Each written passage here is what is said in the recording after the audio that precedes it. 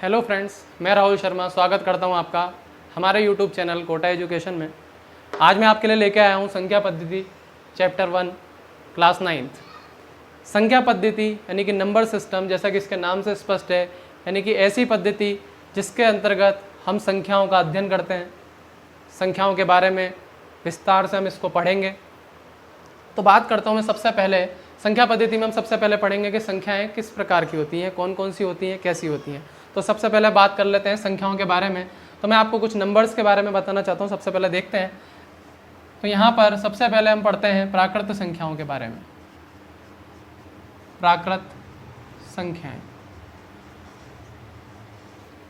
प्राकृत संख्याएं यानी कि नेचुरल नंबर, नेचुरल नंबर्स। क्या होते हैं नेचुरल नंबर्स?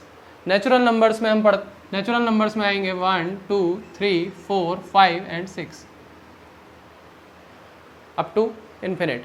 यानी कि यहाँ पर 1, 2, 3, 4, 5, 6, यानी कि आप ये कह सकते हैं कि बचपन में जब आपको गिनती पढ़ाई जाती थी, हम लोगों ने जब गिनती पढ़ी थी, गिनती की शुरुआत कहाँ से होती थी? 1, 2, 3, 4, 5, 6, 1, 2, 3, 4, 5, 6।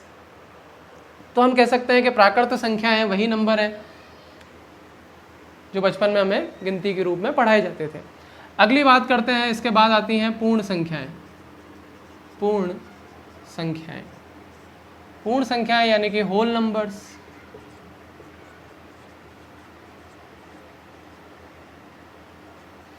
होल नंबर्स, होल नंबर्स प्राकृत संख्याओं के समूह में अगर हम एक नया नंबर यानी कि 0 को यहाँ पर शामिल कर लेते हैं तो ये जो समूह बनता है ये हमारे पास आता है किसका?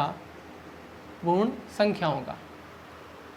प्राकृत संख्याओं के लिए जो सिंबल हम काम में लेते हैं यानी कि प्रतीक चिन्ह जो हम काम में लेते हैं वो काम में लेते हैं n, और पूर्ण संख्याओं के लिए प्रतीक चिन्ह काम में लिया जाता है w। नेक्स्ट है हमारे पास में पूर्णांक संख्याएं। पूर्णांक संख्याएं यानी कि इंटीजर्स, इनको क्या कहते हैं? इंटीजर्स।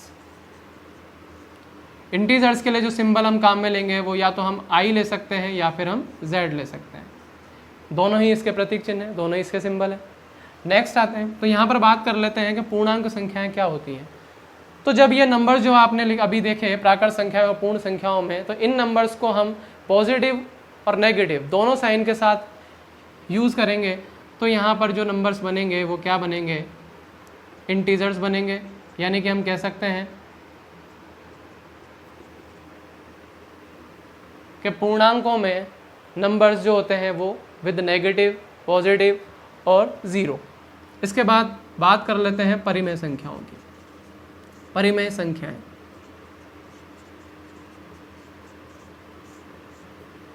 क्या होती हैं परिमेय संख्याएं? इनको हम कहते हैं रैशनल नंबर्स।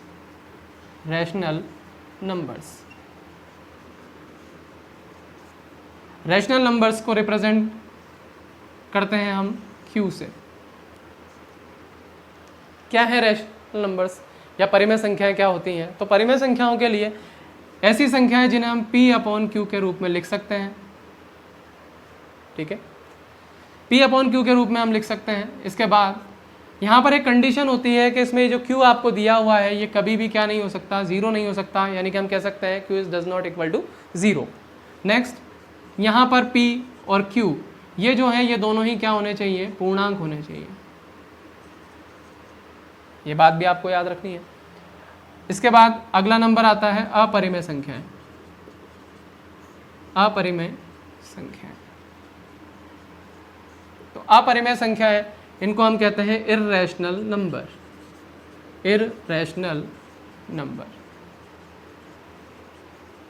इर्रेशनल नंबर्स ये क्या होंगे? तो वे सभी संख्याएं या वो सभी नंबर्स जिनको आप रैशनल नंबर्स की फॉर्म में यानी कि P/Q की फॉर्म में रिप्रेजेंट नहीं कर सकते, वो सभी नंबर्स क्या कहलाते हैं? इर्रेशनल नंबर्स कहलाते हैं। यानी कि वे संख्याएं, हम यहाँ पर कह सकते हैं वे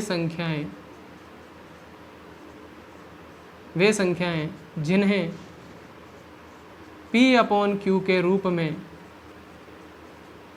में व्यक्त नहीं किया जा सकता, व्यक्त नहीं किया जा सकता है।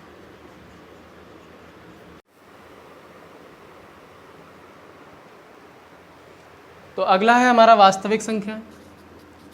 वास्तविक संख्याएं, वास्तविक संख्याओं को हम कहते हैं रियल नंबर्स। रियल नंबर्स, इनको रिप्रेजेंट करते हैं हम कैपिटल आर से। अब वास्तविक संख्याएं क्या होती हैं? तो जैसा कि इस शब्द से क्लियर हो रहा है, वास्तविक संख्याओं का मतलब है ऐसी संख्याएं जो वास्तव में एग्जिस्ट करती हों, यानी कि ऐसी संख्याएं जिनका रियल ज़िंदगी में या रियल वास्तव में रियल लाइफ के अंदर कोई अस्तित्व हो, यानी कि ऐसे नंबर्स जिनका अस्तित्व वास्तविक जीवन में हो। तो यहाँ पर अभी जो भी हमने कुछ पढ़ा, प्राकृत संख्याएं, पूर्ण संख्याएं, पूर्णांक संख्याएं, परिमेय संख्याएं, अपरिमेय संख्याएं, इन्हीं सभी संख्याओं को हम क्या कहते हैं भाई? वास्तविक संख्याएं कहते हैं। ठीक, अब इसके आगे तो ये हो गई आपकी वास्तविक संख्याएं। जितनी भी आपने अभी तक ये नंबर्स पढ़े हैं, ये सारे के सारे क्या हैं? वास्तविक संख्याएं हैं। इसके बाद एक चीज़ और देख लेते हैं, क्या कि भाई मैंने यहाँ पर जितने भी नंबर्स लिखे हैं, आप देखेंगे कि प्राकृत संख्याएं जो यहाँ पर लिखी हुई हैं 1 2 3 4 5, ये सारी की सारी आपको दिखाई देंगी किसमें? पूर्ण संख्याओं में। आप देख सकते हैं एज इट इज उठा करके उसने ये यहाँ पर रख दी हैं, देख सकते हैं आप लोग। इसके बाद आप देखेंगे कि सारी की सारी पूर्ण संख्याएं जितनी भी थी, वो सारी की सारी पूर्ण संख्याएं कहाँ पर आ गई? पूर्णांक में आ गई। क्लियर?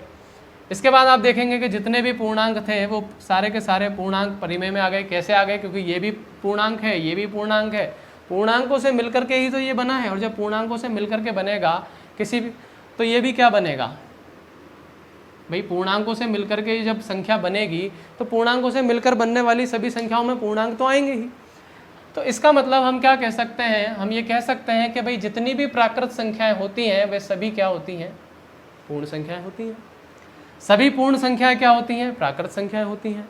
सभी प्राकृत संख्याएं परिमेय संख्या होती हैं। तो फिर तो हम ये भी कह सकते हैं कि सभी प्राकृत संख्याएं परिमेय संख्या होती हैं।